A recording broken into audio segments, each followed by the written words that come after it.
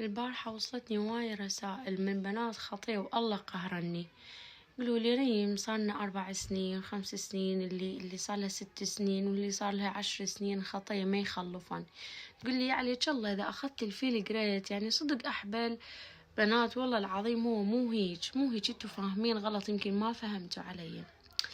يعني إذا أنتي طبيعية وما عندش أي مشاكل تمام، بس خلي نقول مثلا الحمل ما يلقط بسرعة عندك، اوكي يعني فالفيلجريت بي شو اسمه، الفوليك اسيد. هذا الفوليك اسيد يفضل تاخذيه قبل التخطيط للحمل ب3 اشهر، يعني مثلا تاخذيه هسه وبعد 3 اشهر مثلا تحبلين، فهذا يكون كلش زين.